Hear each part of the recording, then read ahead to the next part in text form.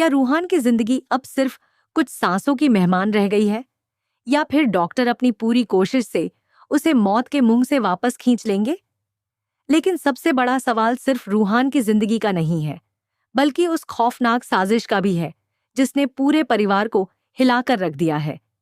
क्या इस बार दादी की खतरनाक चाल का सच आखिरकार सबके सामने आ जाएगा, या फिर वह पहले की तरह एक बार फिर अपने गुनाह छिपाने में कामयाब हो जाएंगी?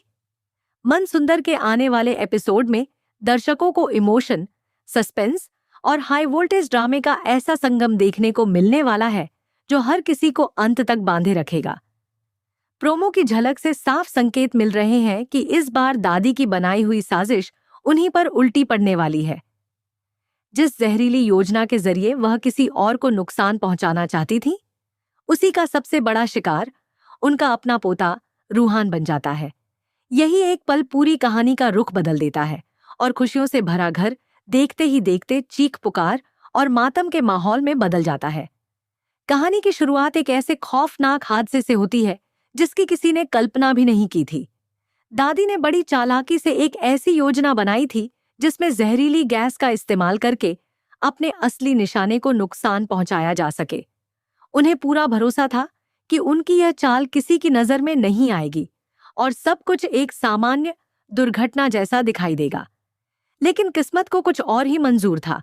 परिस्थितियां अचानक बदल जाती हैं और जिस कार में किसी और के होने की उम्मीद थी, उसमें मासूम रूहान पहुंच जाता है।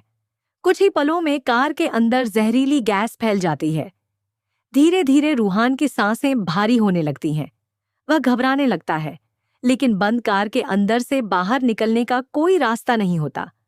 वह मदद के लिए पुकार भी नहीं पाता और जहरीली गैस उसके शरीर पर तेजी से असर करने लगती है। जब परिवार को इस हादसे का एहसास होता है तो हर किसी के चेहरे का रंग उड़ जाता है। सभी कार का दरवाजा खोलने की कोशिश करते हैं, लेकिन हर प्रयास नाकाम साबित होता है। समय लगातार बीत रहा होता है और हर गुजरता सेकंड रूहान की जिंदगी को मौत के और करीब ले जा रहा होता है। इसी दौरान रूही बिना एक पल गंवाए अपनी जान की परवाह किए बिना आगे बढ़ती है। उसे सिर्फ अपने बेटे की जान दिखाई देती है। वह किसी भी कीमत पर रूहान को बचाना चाहती है। अपनी पूरी ताकत लगाकर वह कार का शीशा तोड़ देती है। कांच के टुकड़ों की परवाह किए बिना वह अंदर तक पहुंचने की कोशिश करती है। दूसरी तरफ नाहर भी पूरी हिम्मत के साथ रूहान को बाहर निकालने में जुट जाता है। काफी संघर्ष के बाद दोनों मिलकर रूहान को कार से बाहर निकाल लेते हैं, लेकिन तब तक बहुत देर हो चुकी होती है। जहरीली गैस का असर इतना बढ़ चुका होता है कि रूहान पूरी तरह बेहोश हो जाता है। उसका शरीर बिल्कुल निढाल पड़ जाता है और उसकी कोई प्रतिक्रिया नहीं मिलती। रूही घबराकर बार बार रूहान का नाम पुकारती है। वह उसके चेहरे पर पानी के छींटे मारती है, उसे उठाने की कोशिश करती है, उसकी सांसें महसूस करने की कोशिश करती है, लेकिन रूहान की तरफ से कोई जवाब नहीं मिलता। वह जोर जोर से रोने लगती है और भगवान से अपने बेटे की जिंदगी की भीख मांगने लगती है। नाहर भी पूरी तरह टूट जाता है।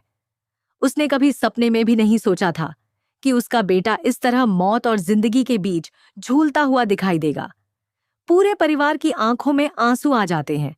हर कोई घबराया हुआ है और किसी को समझ नहीं आता कि आखिर यह सब कैसे हो गया। बिना समय गंवाए रूहान को तुरंत अस्पताल ले जाया जाता है।